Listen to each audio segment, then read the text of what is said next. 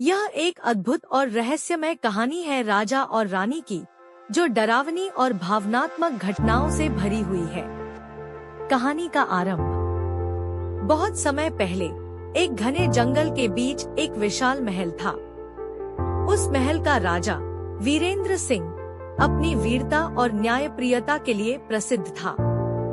उसकी रानी रागिनी सौंदर्य और बुद्धिमत्ता की प्रतिमूर्ति थी।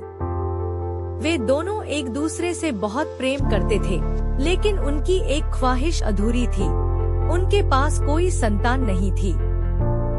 रहस्यमय भविष्यवाणी। एक दिन महल में एक वृद्ध साधु आया। उसने भविष्यवाणी की, हे राजन, तुम्हारे जीवन में एक ऐसी रात आएगी जो सब कुछ बदल देगी।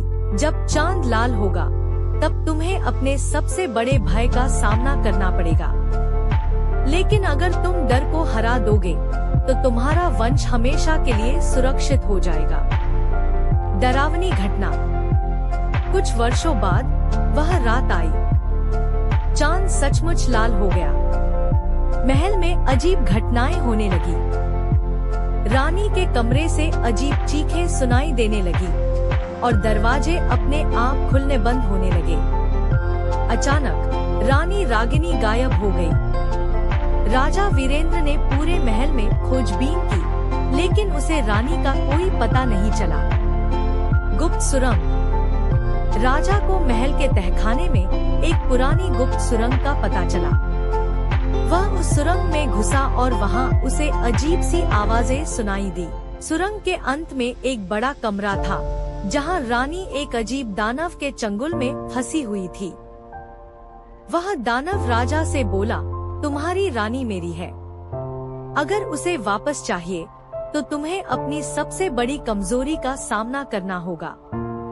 राजा का संघर्ष। राजा को समझ आया कि उसकी सबसे बड़ी कमजोरी उसका डर था कि वह अपनी रानी को खो देगा। उसने अपने डर को छोड़कर दानव से लड़ने का फैसला किया। घंटों तक संघर्ष चला, लेकिन राजा ने अपनी बुद्धिमत्ता और साहस से दानव को हरा दिया। भावनात्मक अंत।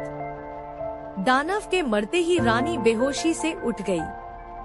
राजा और रानी ने एक दूसरे को गले लगाया।